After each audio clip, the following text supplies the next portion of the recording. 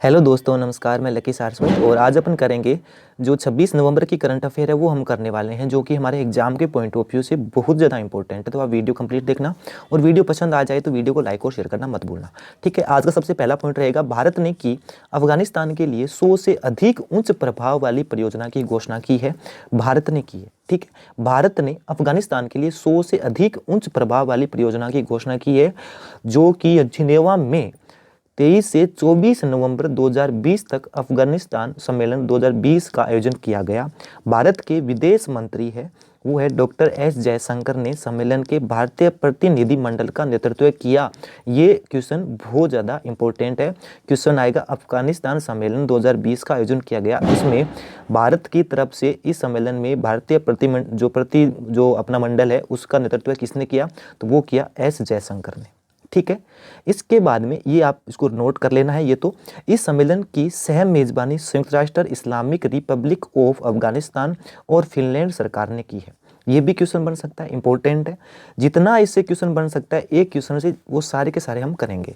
आगे है सतूत बांध का निर्माण, जो काबुल शहर के 2 मिलियन निवासियों को सुरक्षित पेयजल प्रदान करेगा। ये भी आपको नोट कर लेना है। ये कहाँ का बांध है? तो ये अफगानिस्तान का बांध है। ठीक है, ये बांध 202 किलोमीटर पर फूल ए खुमरी जो अपना ट्रांसमिशन लाइन पर बनाया गया है, जिसे 2019 में काबुल शहर को बिजली प्रदान करने के लिए भारत द्वारा बनाया गया था, इसलिए ये इंपॉर्टेंट है। ये जो बांध है, जो स्तूत बांध है, ये अफगानिस्तान में है, लेकिन किसके द्वारा बनाया गया है? ये भारत के द्वारा 2019 में काबुल शहर में बिजली प्रदान करने के लिए ये बनाया गया है। फुल ए खुमरी जो ट्रांसमिशन लाइन है, इसके लिए ये बनाया गया 202 किलोमीटर तक का। ठीक है, इसके बाद में भारत ने अफगानिस्तान में 100 हाई प्रभाव वाले पड़ोस की पहल का एक नया जो खंड USD 18 मिलियन यानी लगभग 592 करोड़ रुपए में पेश किया है, क्योंकि युद्ध से तबाह राष्ट्र के भीतर देश का विकास पोर्टफोलियो 3 अरब डॉलर यानी 22,200 करोड़ रुपए बिंदु तक पहुंच गया है। ठीक है, इसके बाद में आपको अफगानिस्तान के बारे में ये पता होना चाहिए। ठीक है, अफगानिस्तान की जो राजधानी है वो है काबुल। ठीक है, यहाँ के जो राष्ट्रपति है वो है अशरफ गनी। ठीक है, यहाँ की मुद्रा है वो है अफगानी। ठीक है, और यहाँ की आधिकारिक भाषा है वो है पश्तो, और जो है ये इसकी 2 भाषा है। ये आपको नोट कर लेना भाई। इससे बाहर नहीं आएगा। अगर आज के इस क्वेश्चन से कोई क्वेश्चन पूछेगा तो इससे बाहर नहीं आएगा। ठीक है, इसके बाद में हमारा पॉइंट नंबर 2 ये रहेगा, चीन ने चांद से सैंपल लेने के लिए लॉन्च किया ऐतिहासिक चेंज 5 मिशन। ठीक है, क्वेश्चन आएगा कि चेंज 5 मिशन किसने लॉन्च किया है? तो ये किया है चीन ने। चीन ने पहली बार, ये पहली बार हो रहा है इसलिए ये इंपॉर्टेंट है, चीन ने पहली बार चांद पर नमूनों को एकत्र करने के लिए ऐतिहासिक मून मिशन, जो मून मिशन है उसको चेंज 5 लॉन्च किया है। ठीक है, इस मिशन का उद्देश्य है लूनार नमूनों से संबंधित ऑन साइट विश्लेषण डेटा प्राप्त करने के साथ साथ चांद से इकट्ठा किए नमूनों पर व्यवस्थित और दीर्घकालिक प्रयोगशाला का विश्लेषण करना है। यह 40 से अधिक वर्षों में दुनिया का पहला मनु सैंपल मिशन है। ठीक है, इसलिए ये इंपॉर्टेंट बन जाता है। ठीक है, अब तक केवल 2 राष्ट्र कर चुके हैं। इससे पहले अमेरिका और सोवियत संघ चांद नमूने एकत्र करने में कामयाब रहे थे। आखिर मिशन 1976 में सोवियत संघ का जो था, इसका नाम था लूना 40 मिशन का नाम से ये भेजा था और वही लेके आया था 1976 में। यानी ये आप इतना नोट कर लोगे। चीन की राजधानी, चीन के जो वहाँ के और क्या क्या आपको पता है वो मुझे आप कमेंट बॉक्स के अंदर लिखकर बता दोगे। ठीक है, इसके बाद में हिमाचल प्रदेश सरकार ने शुरू किया है हिम सुरक्षा अभियान। इंपॉर्टेंट पॉइंट है। ठीक है, हिमाचल प्रदेश सरकार ने शुरू किया है हिम सुरक्षा अभियान। ठीक है, हिमाचल प्रदेश ने कोविड-19 महामारी के बारे में लोगों को जागरूक करने के लिए हिम सुरक्षा अभियान की शुरुआत करने के साथ साथ पूरे राज्य में टीबी, कुष्ठ रोग, शुगर और रक्तचाप जैसी बीमारियों के बारे में जानकारी एकत्र करने के लिए डोर टू डोर अभियान की भी शुरुआत की है। यानी ये भी इंपॉर्टेंट पॉइंट है। ठीक है, कि टीबी, कुष्ठ रोग, शुगर और रक्तचाप जैसी बीमारियों के बारे में जानकारी एकत्र करने के लिए डोर टू डोर अभियान की शुरुआत किस राज्य ने की है? तो ये की है हिमाचल प्रदेश ने। और हिम सुरक्षा अभियान की भी शुरुआत किसने की है? हिमाचल प्रदेश ने। यानी ये आपको 2 पॉइंट फिर से और नोट करने हैं। ठीक है, इस अभियान के तहत स्वास्थ्य, आयुर्वेद, महिला और बाल विकास, पंचायती राज विभाग, जिला प्रशासन और गैर सरकारी संगठनों से युक्त लगभग 8,000 टीमें इस अभियान में कार्य करेंगी।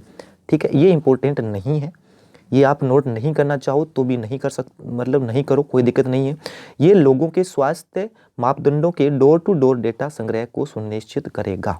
ठीक है, इसके बाद में आप मध्य प्रदेश के मुख्यमंत्री के बारे में जानते होंगे, सॉरी एचपी के बारे में। तो हिमाचल प्रदेश के जो मुख्यमंत्री है वो है जयराम ठाकुर। ठीक है, और यहाँ के जो गवर्नर है वो है बंडारू दत्तात्रेय।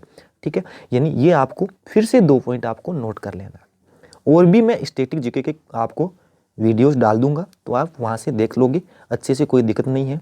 आगे है, तोमर ने फगवाड़ा मेगा फूड पार्क का वर्चुअली किया है उद्घाटन। केंद्रीय खाद्य प्रसंस्करण उद्योग मंत्री है नरेंद्र सिंह तोमर। ठीक है, उन्होंने पंजाब के कपूरथला जिले के फगवाड़ा में 107.83 करोड़ रुपए के मेगा फूड पार्क का उद्घाटन किया। ये क्वेश्चन आएगा, मेगा फूड पार्क का उद्घाटन किसने किया? तो वो किया तोमर जी ने। वो कौन है? केंद्रीय खाद्य प्रसंस्करण उद्योग मंत्री है। और किस स्टेट में किया? तो ये किया पंजाब में। ठीक है, अब तक देश भर में 37 मेगा फूड पार्क मंजूर किए जा चुके हैं, जिनमें से 20 को चालू किया जा चुका है। ये क्वेश्चन भी स्टैटिक जीके के पॉइंट ऑफ व्यू से इंपॉर्टेंट बन जाता है कि अब तक देश भर में कितने जो मेगा फूड पार्क है इनको मंजूरी दे दी गई है, तो वो है 37, और इनमें से 20 को चालू कर दिया गया है। ठीक है, लेकिन जो हाल ही का क्वेश्चन बनेगा तो ये बनेगा, पंजाब के कपूरथला जिले के फगवाड़ा में 107.83 करोड़ रुपए के मेगा फूड पार्क का उद्घाटन किया तोमर जी ने। ठीक है, वो है हमारे केंद्रीय खाद्य प्रसंस्करण उद्योग मंत्री।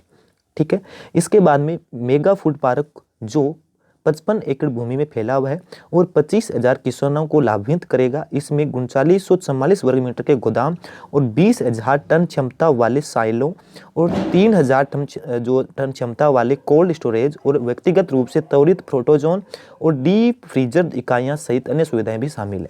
पंजाब के मुख्यमंत्री है कैप्टन अमरिंदर सिंह, और यहाँ के जो गवर्नर है वो है वीपी सिंह बदनौर। ये आपको फिर से नोट कर लेना है। मैं आपको ये अपन जब जब भी क्वेश्चन करेंगे, जब जब पंजाब का नाम आएगा तब तब ये हम करते रहेंगे, क्योंकि हमको याद हो जाएगा। ठीक है, लेकिन फिर भी आपको नोट कर लेना है, नोट करने से आपको चीज़ें याद होगी। ठीक है, भारतीय सेना के ब्रह्मोस मिसाइल के लेड अटैक संस्करण का किया है सफल परीक्षण। क्वेश्चन आएगा, भारतीय सेना ने किस मिसाइल का लेड अटैक संस्करण का सफल परीक्षण किया है? तो वो है ब्रह्मोस। ठीक है, भारतीय सेना ने अंडमान और निकोबार द्वीप समूह क्षेत्र से ब्रह्मोस सुपरसोनिक क्रूज मिसाइल है ये अपनी। ठीक है, इसका निकोबार द्वीप समूह के में इसको सतह से हमला करने वाले संस्करण का सफल परीक्षण किया गया है। सुपरसोनिक क्रूज मिसाइल ने सफलतापूर्वक अपने लक्ष्य को मार गिराया जो दूसरों के द्वीप पर रखा गया था। आगे है, ब्रह्मोस सुपरसोनिक क्रूज मिसाइल में अपनी श्रेणी की विश्व की सबसे तेज परिचालन प्रणाली है।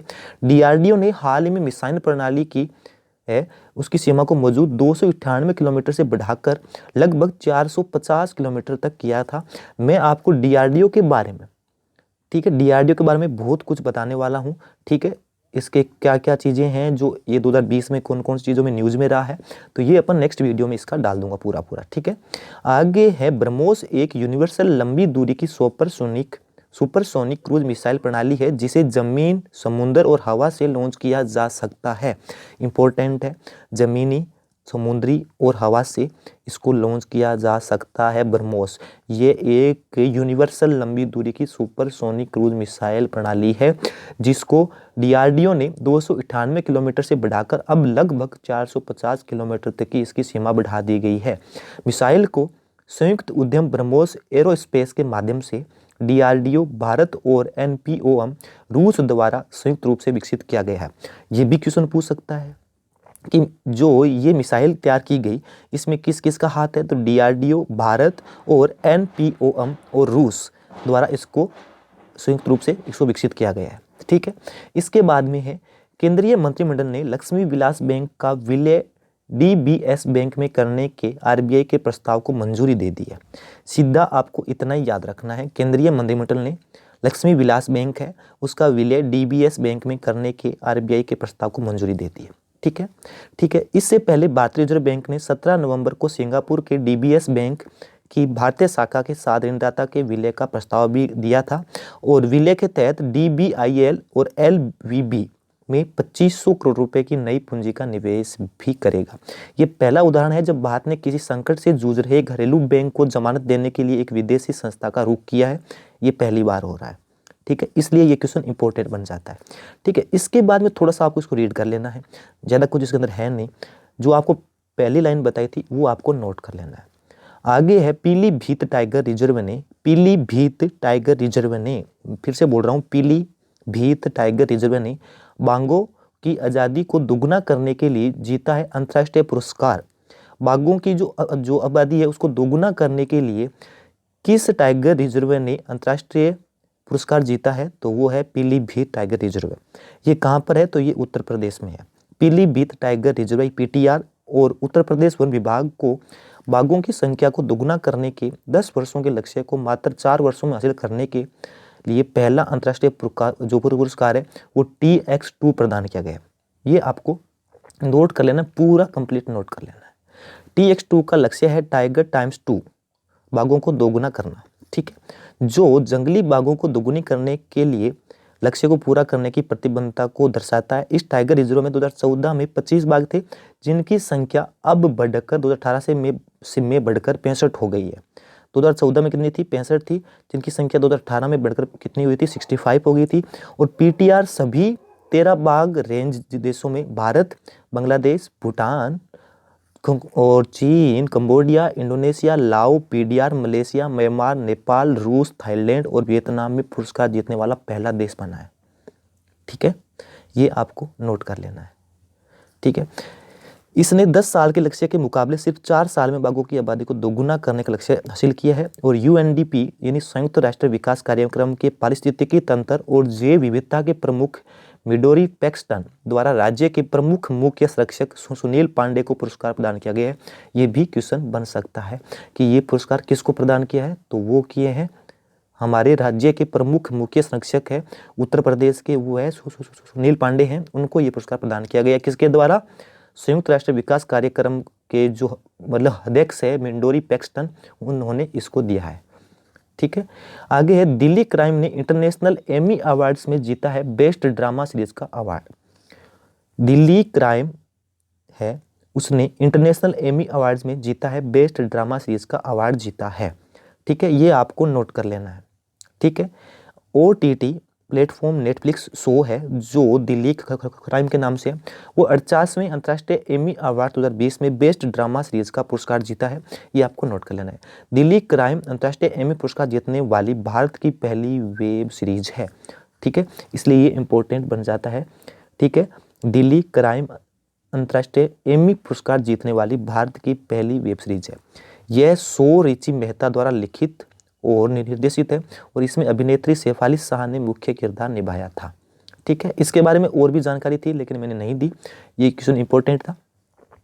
महिला के खिलाफ हिंसा के उन्मूलन के लिए अंतर्राष्ट्रीय दिवस 25 नवंबर को मनाया जाता है। महिला के खिलाफ हिंसा के उन्मूलन के लिए अंतर्राष्ट्रीय दिवस 25 नवंबर को मनाया जाता है। International day for the elimination of violence against women, ठीक है। International day for the elimination of violence against women संयुक्त राष्ट्र द्वारा 25 नवंबर को दुनिया भर में महिला के खिलाफ हिंसा के उन्मूलन के लिए अंतर्राष्ट्रीय दिवस के रूप में मनाया जाता है। इस दिन को दुनिया भर में महिलाएं हिंसा विभिन्न रूप और जो मुद्दों की वास्तविक प्रकृति को अध्ययन के तथ्य के बारे में जागरूकता बढ़ाने के लिए मनाया जाता है, ठीक है। इसका जो थीम था वो था orange the world, found, respond and prevent, जो है इसका थीम रहा था, ठीक है। ये आपको नोट कर लेना है, ठीक है। ये जो इसका थीम था महिला के खिलाफ हिंसा के उन्मूलन के अंतर्राष्ट्रीय दिवस 2020 की थीम क्या थी? तो ये थी orange the world, found, respond, prevent and, जो इसका कलेक्ट है इसका थीम था।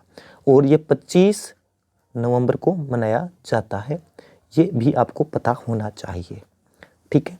आगे है कांग्रेस के दिग्गज नेता अहमद पटेल का डेथ हो चुका है। कांग्रेस के वरिष्ठ नेता और राज्यसभा सांसद अहमद पटेल का निधन हो चुका है। क्वेश्चन आएगा अहमद पटेल किस क्षेत्र से थे? तो वो क्या थे? एक नेता थे, ठीक है। ये कांग्रेस के थे, ठीक है। और वे 1977 से 1989 के दौरान 3 बार लोकसभा सांसद रहे हैं। 1993 में राज्यसभा में गुजरात का प्रतिनिधित्व करते थे, ठीक है।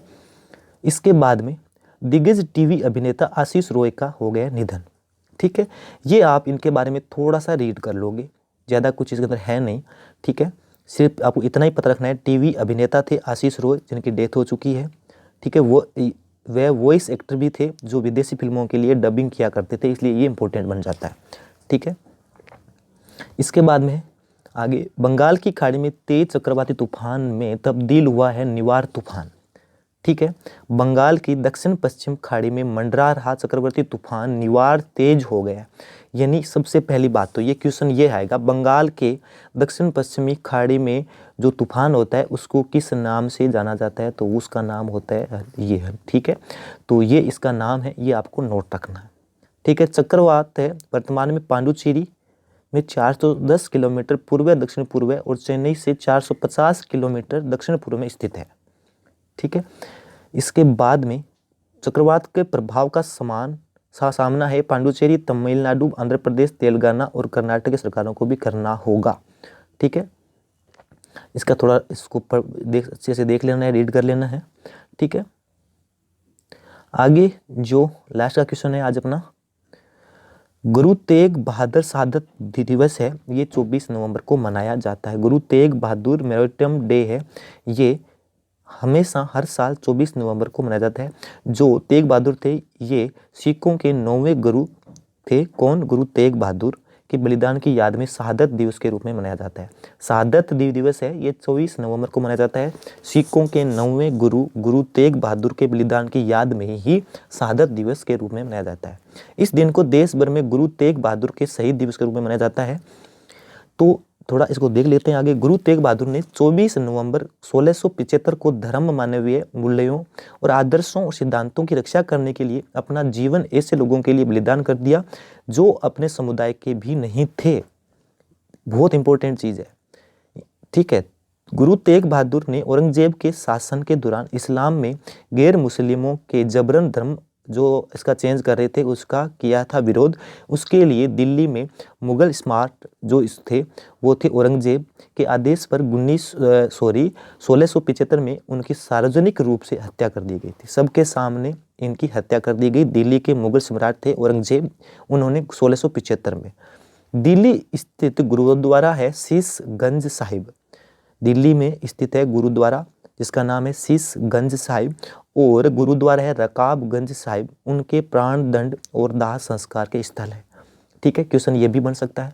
ठीक है, तो थैंक यू दोस्तों। आपको मेरी क्लास कैसी लगी? अगर अच्छी लगी है तो वीडियो को लाइक और शेयर करना मत भूलना। Bye bye, take care, see you, मिलते हैं नेक्स्ट क्लास में।